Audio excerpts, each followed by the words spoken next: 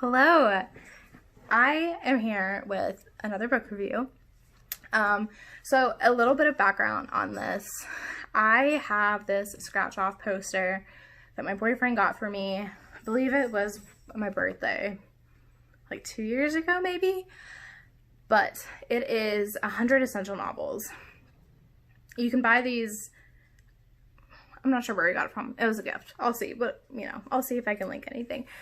But it basically is a scratch off of 100 novels that everybody should read.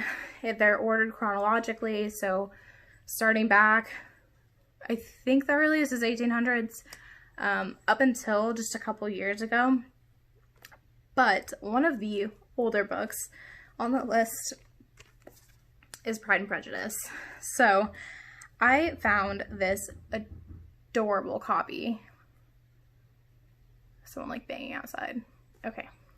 I found this adorable copy of Pride and Prejudice at a little local bookstore. I will leave links for any books I do reviews for down below, but just know that I personally do typically buy my books from local bookstores. There's one within walking distance from my apartment, so I typically go there. It's the tiniest place, but I just go in and I look around, and if they have novels off of that essentials novel list, I almost always try to pick one up whenever I visit, which is why I've mentioned in a previous video that I have a very large bookshelf full of unread books, and that's partially why it's so big, because every time I go in there, I'm like, oh, I just want to support this local business, and I really love them, and I want to show that I love them, put your money where your mouth is, and I buy too many.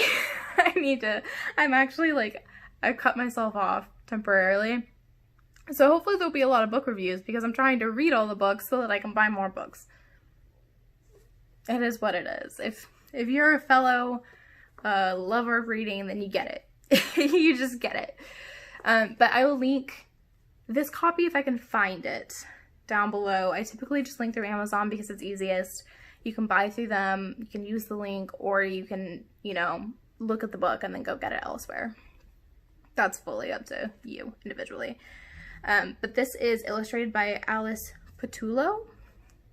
I might be butchering that, sorry if I am, but it's illustrated, so you can see there are little drawings throughout. It's very artsy. There's actually this fold out part that I love. So this page, oh goodness, the carriage, and it folds open to a full thing of the house. So it's a very cool edition.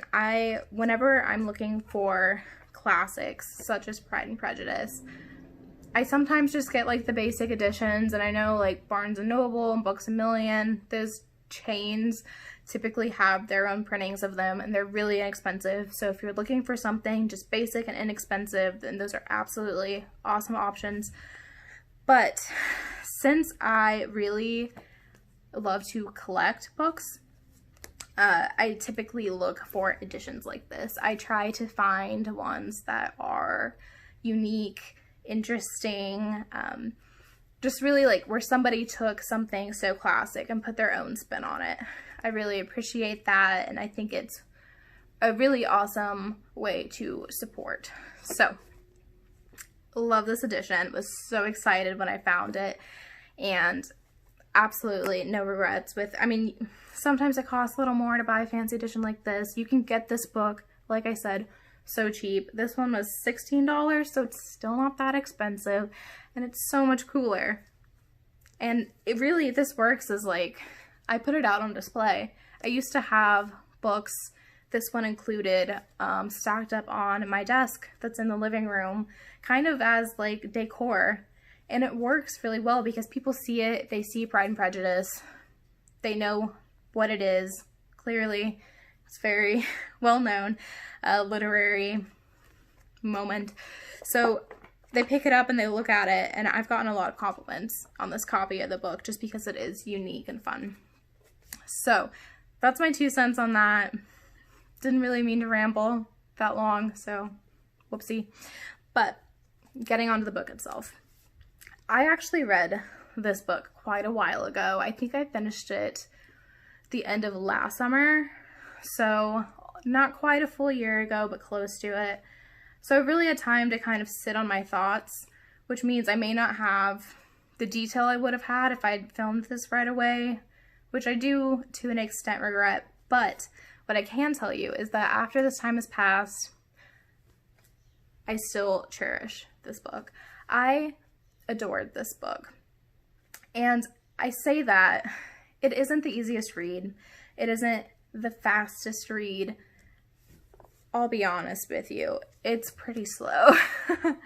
The story moves quite slowly. It's slow paced. A lot of the things are very subtle. So you may have a scene where in a modern day type of story, there would be bold remarks made. There would be outright comments made. And in this, that doesn't happen. It's much more subtle. It's more nuanced. And there are little signs that you pick up on that, I mean, you're meant to pick up on. It's not like we're detectives here, but it's a different experience than reading a love story today. And another thing about it, though, to that same note that I think I truly enjoyed about it, is that since it was written so long ago, it doesn't have any of the distractions that we have now. There aren't phones. There isn't the internet. I mean, there's not, they take carriages places. There aren't even really like cars. So it's a different experience. Flirting is like a different art. It kind of is an art. And it's so refreshing to read something that's kind of wholesome in this different way.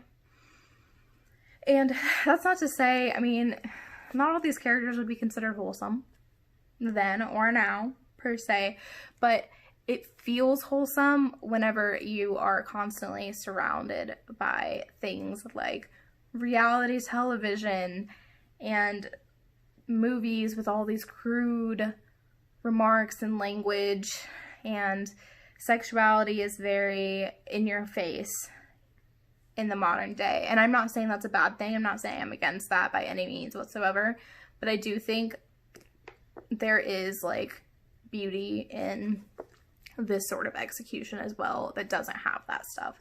I think there's a time and a place for both. So I really enjoyed it. But the other thing I will say to like this book's favor that truly made me enjoy it, and when I look back on it, having read it like a year ago, and I think fondly of, is how beautifully written it is. This is a extremely quotable book, as I'm sure most of you know because you've probably seen the quotes around. I actually, for my boyfriend's last birthday, I made him a handmade card and I used a quote from this book in it.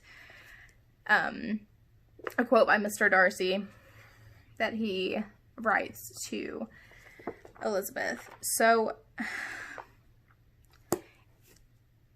there's a lot to be appreciated if you're in the mood to appreciate it.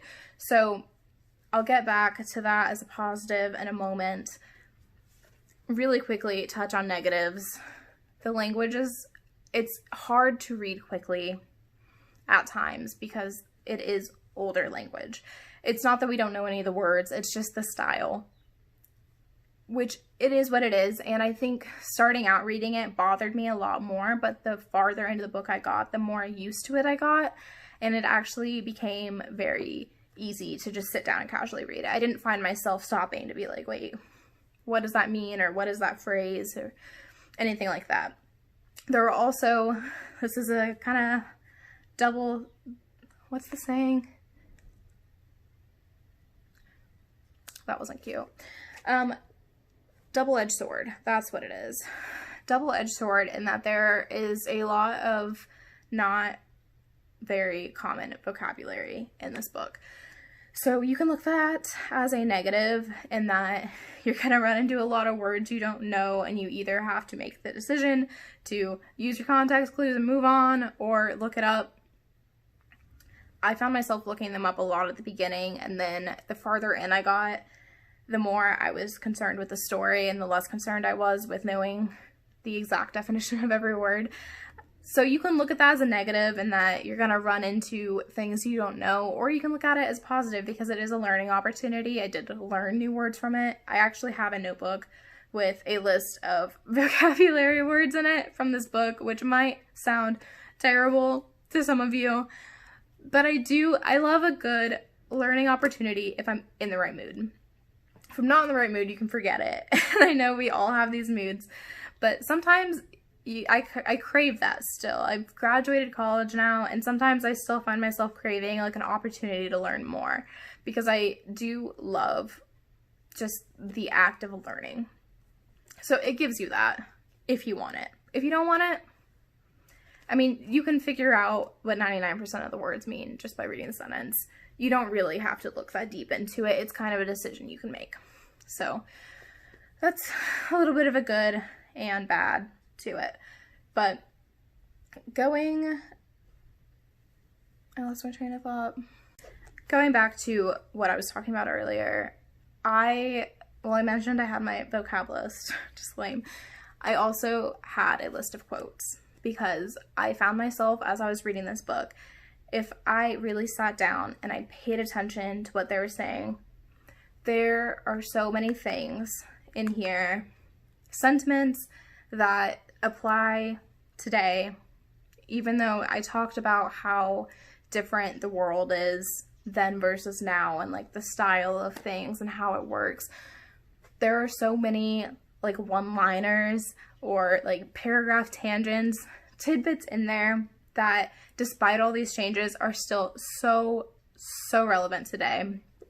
And that's another thing that I kind of find it beautiful, that it was written so long ago and you can point out all of these differences, but you can also point out all of these similarities of how things haven't truly, when you get down to the root of it, changed that much. So I also have a book of quotes from this book. It's a little notebook that I started filling out when I read it. And as I was reading, I don't really love writing in books. I know some people do, and that's totally personal preference. I don't mind a worn book, but I prefer to leave the pages clean. Primarily just because if I want to lend it to somebody or if I want to read it again, I want that experience to be like untainted by whatever caught my eye the last time. I want to be able to look at it with fresh eyes. So I don't mark within the books, but I did write down quotes that I loved from the book in like my own notebook separately. And let me tell you, I think it was like the first 3 chapters and I'd filled up 2 full notebook pages, which I don't write the smallest, but it's not huge. That's like quite a bit to be really pulling out of this book that's not meant to be like this isn't a self-help book. This is a fictional love, like a romance book. Yet there's so much wisdom in it if you really look for it. And I think that is just, I mean, it's amazing, honestly, because there are so many other forms of media that don't do that, that don't offer that type of wisdom, advice, and just like knowledge that is inherent within this book. So I realize it's not everyone's cup of tea. It is old. It is a bit of a commitment, but I do think if you're looking for just kind of a wholesome, you need to step away from the world as it is at the moment, romance read that is intelligent, then this could be a great option for you. And like I said, if you've got a fun edition like this, it just makes it all that much more fun. I was so excited when I was reading and came across like full images. I sound like a child. I'm like, oh, I love when they're cartoons, but it does make a difference. It's kind of fun. It adds a new layer to the experience other than just a bunch of plain words on a page, and I really appreciate that. So absolutely, if you have been thinking about picking up Pride and Prejudice but just weren't sure if it was really like your cup of tea, then I hope I helped shed some light on that for you. And you may have heard everything I said and thought, that is cool for you, girl, but not for me, and that is so okay. But if you found yourself nodding your head or resonating with any of the things I said, then absolutely recommend picking this up and giving it a read. I enjoyed it so much more than I thought I would. I went into it with a negative mindset, expecting it to be super boring, droning on forever, terrible to get through. I was like, I'm reading it because it's on the list, and that's the only reason. And I ended up loving it. So for that reason, I would give it a 9 out of 10 on my book scale. And I'll see you guys for the next review. Bye, guys.